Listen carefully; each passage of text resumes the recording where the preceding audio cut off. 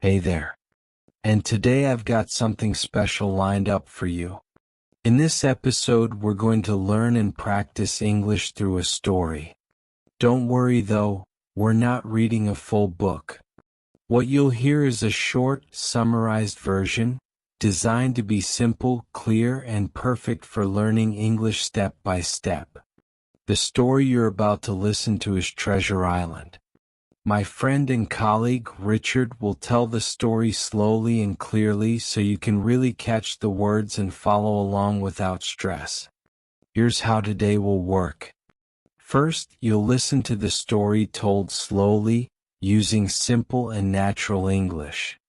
After that, I'll help you with the most important vocabulary from the story. I'll explain each word in a clear, easy way, so nothing feels confusing.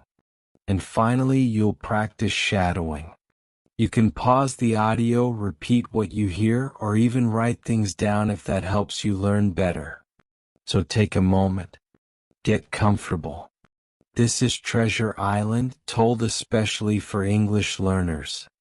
A long time ago, in a quiet village near the sea, there was a small inn called the Admiral Benbow. It was a simple place, nothing fancy. A young boy named Jim Hawkins lived there with his parents, and life was calm and predictable. Only a few travelers ever stayed at the inn, and nothing exciting ever happened. Until one day, everything changed. An old sailor arrived. He was tall and strong, but he looked rough and dangerous. A deep scar crossed his face, and it immediately caught your attention. He didn't talk much, but he always seemed nervous, like he was hiding something. Every morning, the sailor walked up a hill near the sea. He carried a telescope and stared out at the water, as if he was waiting for someone to appear, or afraid that someone would. He drank a lot of rum and sang loud old pirate songs. Those songs made the other guests uncomfortable. Some of them were honestly scared. The sailor's name was Billy Bones. Billy asked Jim to watch for a sailor with one leg. If Jim ever saw him, he had to warn Billy right away. For this job, Billy paid Jim a silver coin every month. Jim didn't fully understand why Billy was so afraid, but one thing was clear. Billy was hiding from someone. Then one day something even worse happened. A blind man came to the inn. His name was Pew, and somehow he was even more frightening than Billy. Pew gave Billy something called the black spot, a pirate symbol that meant danger and death. Billy turned pale. His face lost all color. A few minutes later he collapsed. His heart failed and Billy Bones died right there in the inn. After Billy's death, Jim and his mother opened Billy's small box to collect the money he owed them. Inside they found coins from many different countries.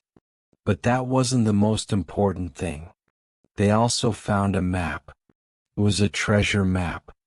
The map showed where the famous pirate Captain Flint had hidden his gold many years earlier. Jim knew the map was dangerous, but he also knew it was important. So he took it to Dr. Livesey, a kind and intelligent doctor, and to Squire Trelawney, a rich landowner. Together, the three of them made a bold decision.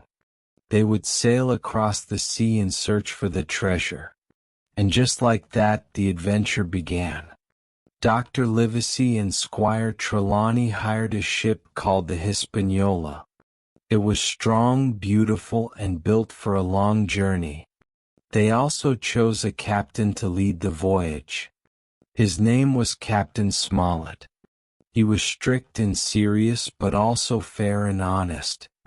Jim was allowed to join the crew as a cabin boy. He was young, excited, and a little nervous. He didn't know it yet, but his life was about to change forever. I had never stepped on a ship before in my life, so being part of this journey made me feel proud and important, like I finally belonged to something big. One of the men working on the ship was named Long John Silver.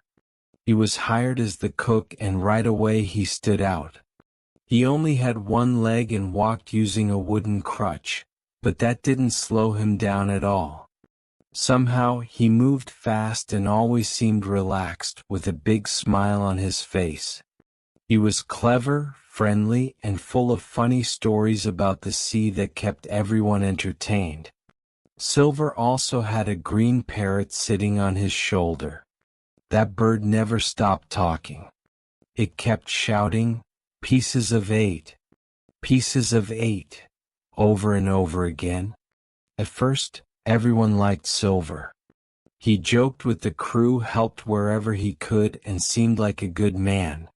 But then I discovered something terrible. One day I was hiding inside a large barrel on the ship. I didn't mean to spy on anyone, but while I was there, I heard Silver talking to a few of the other men. I stayed still and listened carefully. That's when I learned the truth. Silver, and many of the crew, were actually pirates. They had a secret plan. They were going to wait until we found the treasure. And then, when the time was right, they would take control of the ship and keep the treasure for themselves. I was terrified. My heart was pounding, but I didn't move. I stayed quiet and listened to everything they said. Later, when it was safe, I told Captain Smollett and the other honest men what I had heard. Now they knew the truth. A large part of the crew was dangerous, and we had to be extremely careful. We knew we would need to protect ourselves and be ready for a fight. After many long days sailing across the sea, we finally reached Treasure Island.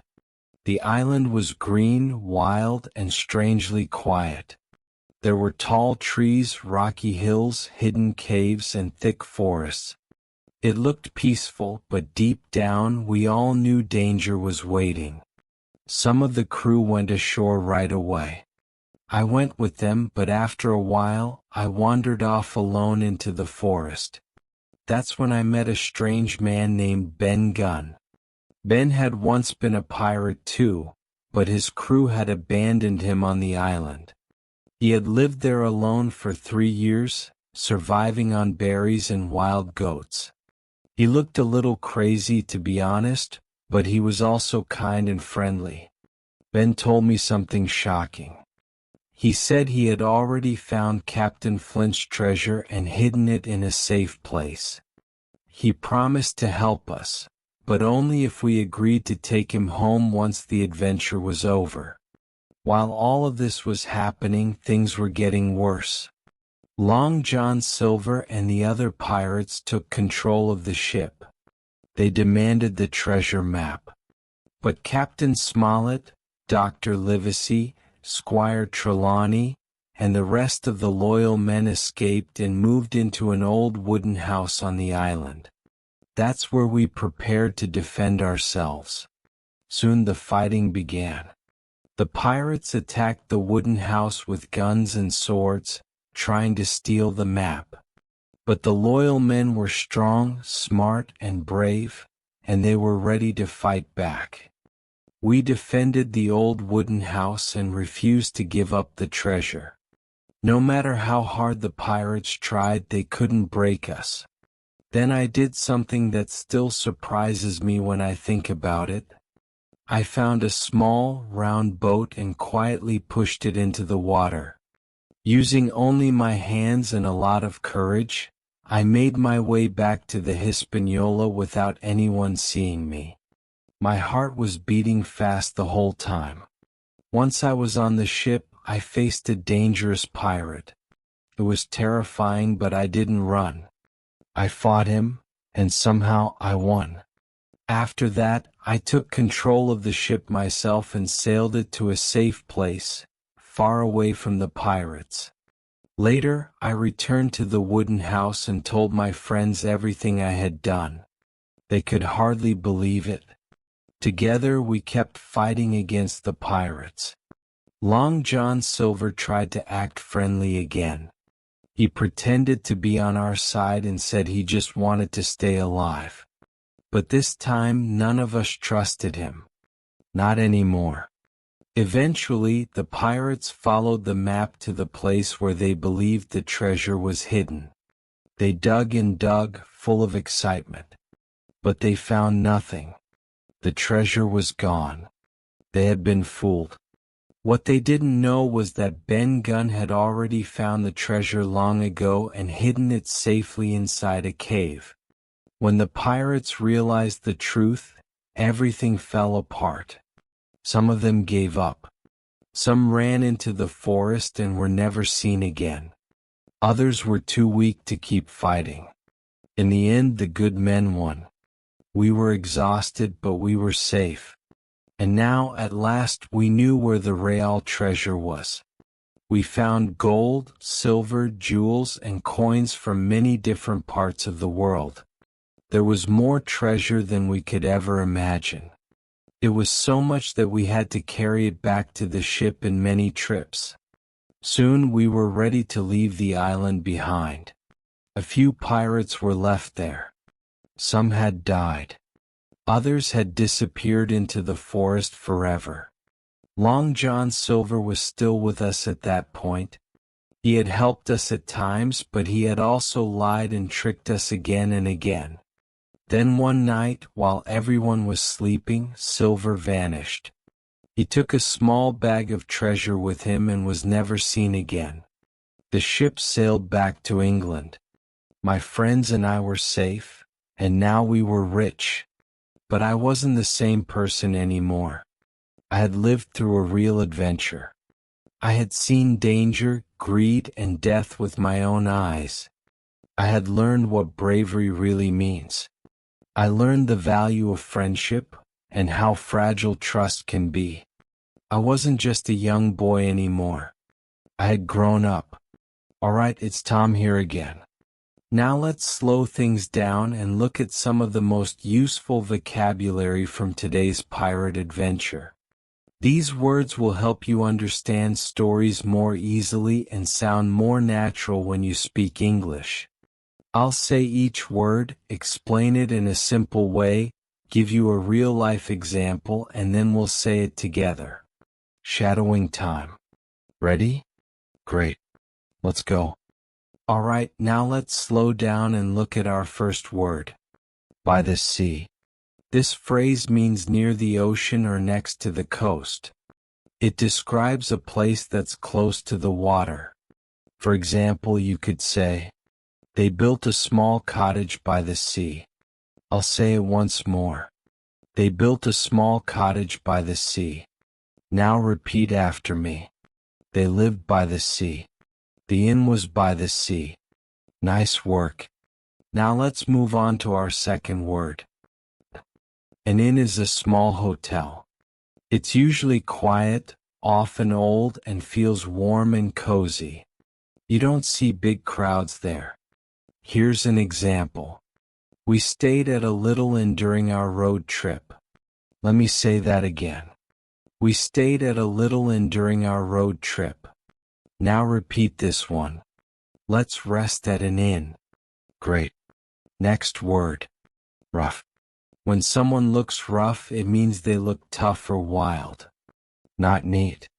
Not clean. Maybe a little scary.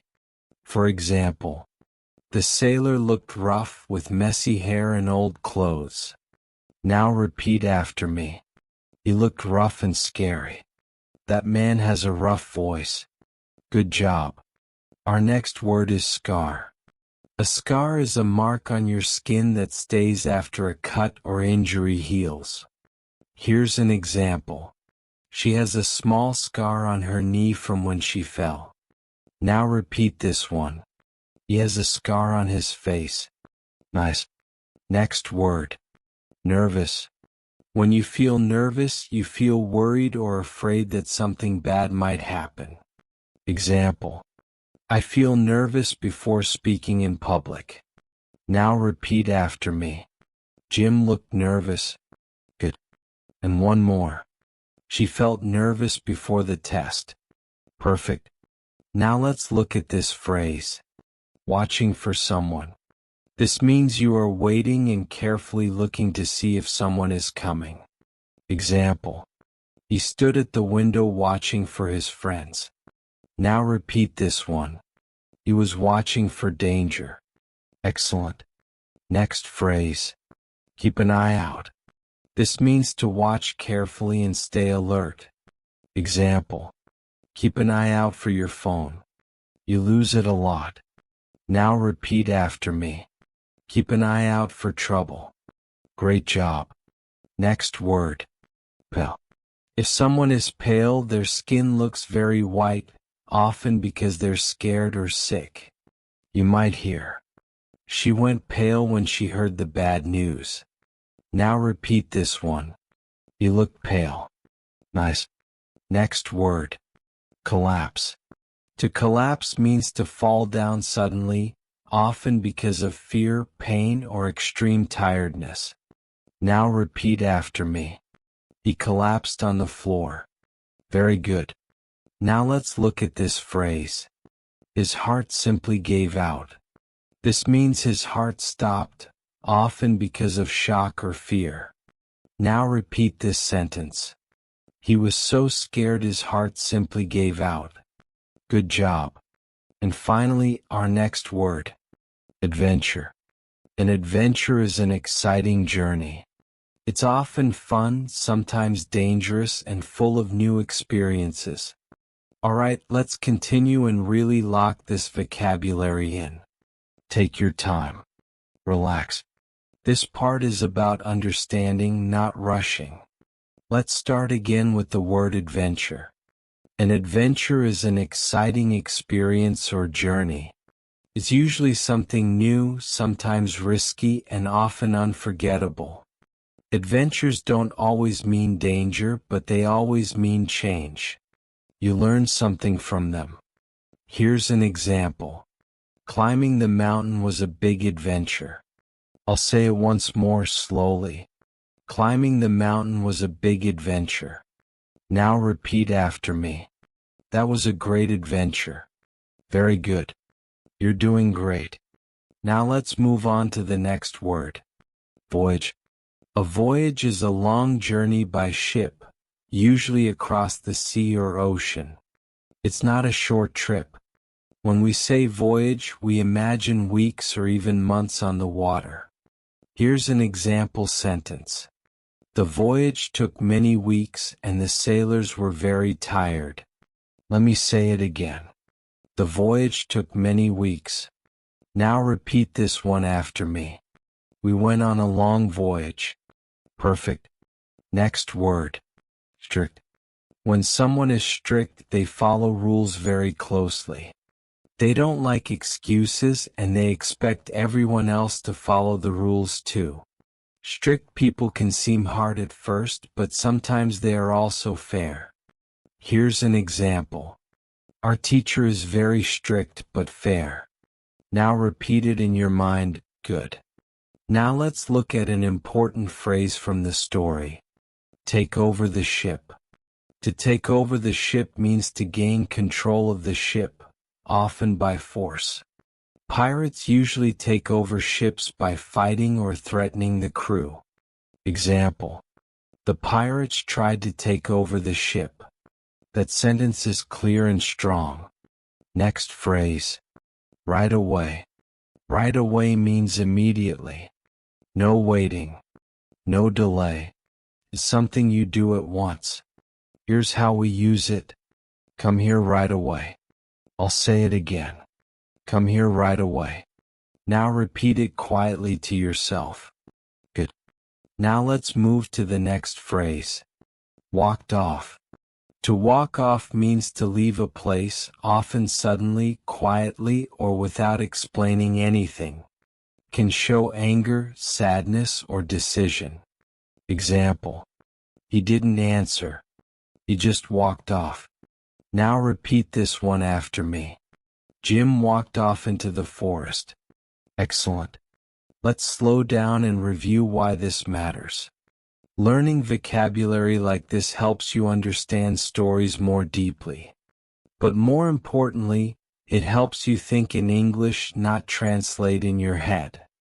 When you hear these words again, in movies, books, or conversations, they'll feel familiar. That's real progress. You don't need to learn hundreds of words every day. You just need to learn the right words slowly and use them again and again. This is how English becomes stronger. Step by step. Word by word. Sentence by sentence. And remember, mistakes are part of the journey. Every mistake means you're learning. Every repetition makes you better. Take a breath. You're doing well. See you next time. We left Treasure Island early in the morning. The sea was calm and the island slowly disappeared behind us. I stood on the deck and watched it fade into the distance. I felt relief, but also something else I couldn't explain yet. We had the treasure. Gold, silver, jewels, more than I had ever imagined in my life. The ship was heavy with it, and everyone knew our lives would never be the same again. But inside me something felt different. The voyage back to England was quieter than the journey there. People talked less.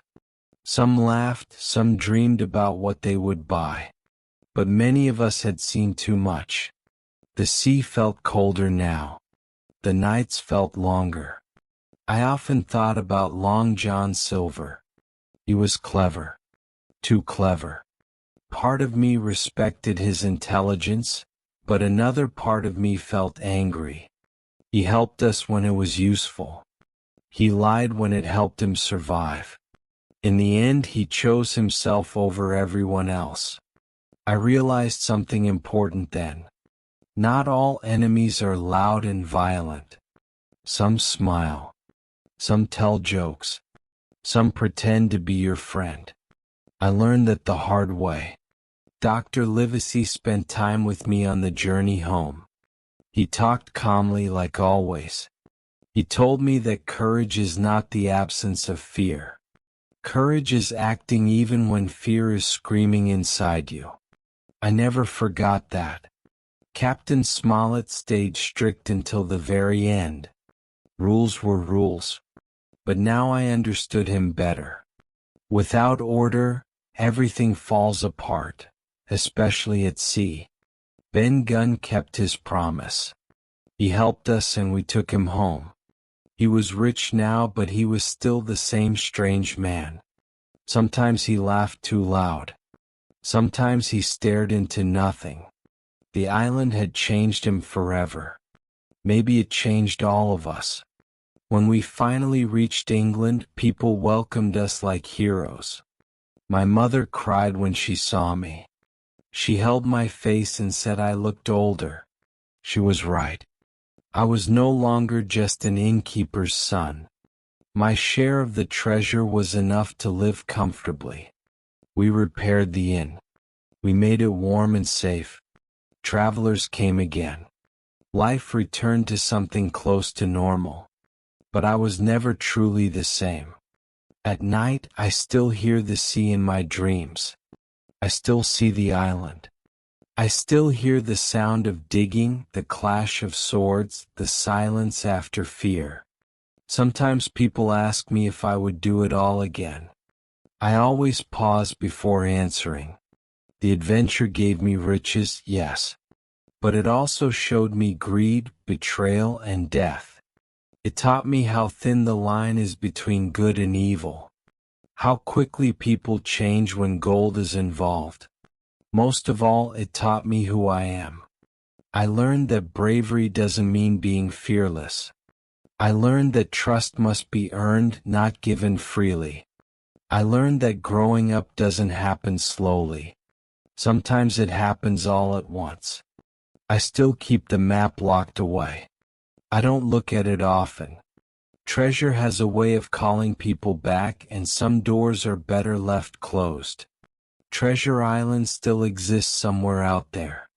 Wild, quiet, dangerous. But the real treasure wasn't the gold. It was the lessons that stayed with me. And those I will carry for the rest of my life.